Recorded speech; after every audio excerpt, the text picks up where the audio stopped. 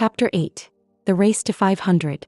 The next few weeks flew by in a blur of chores, video editing, and VR club meetings. Mina was a whirlwind of activity, driven by the thought of stepping into her very own virtual world whenever she desired. Weekends were packed.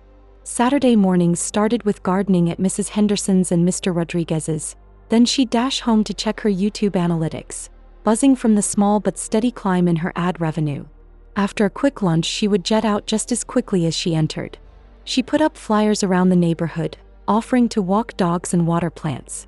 Mrs. Thomas, Lily's mom, hired Mina to water her plants and feed her dogs while she was away for a weekend, praising Mina's responsibility. Word of mouth spread.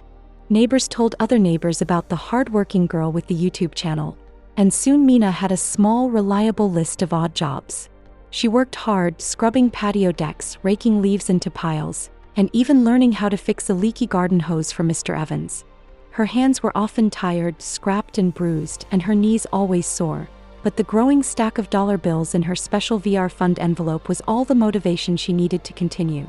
After only 4 weeks, she was hovering at about $400. Mid-month, the big yard sale arrived. Mina and Maya spent all Friday afternoon helping their parents set up tables in the driveway, sorting through old toys, clothes, and books. Mina was in charge of pricing, carefully tagging each item. On Saturday morning, they baked batches of chocolate chip cookies, the sweet scent drawing people from down the street. Mina handled the cookie sales, her sales pitch charming even the grumpiest bargain hunter. Maya, true to her word, was a great help, keeping the tables tidy and chatting with customers. By the end of the day, the front yard was nearly empty and their parents were beaming. "You two were incredible," Dad said, counting out the money. "The yard sale brought in more than we expected. So, after our cut, you each get $50 for your hard work." Maya cheered, immediately thinking about her new tablet. Mina's heart did a little jump. $50. Added to her earnings from chores and the steadily climbing YouTube revenue, she was getting incredibly close.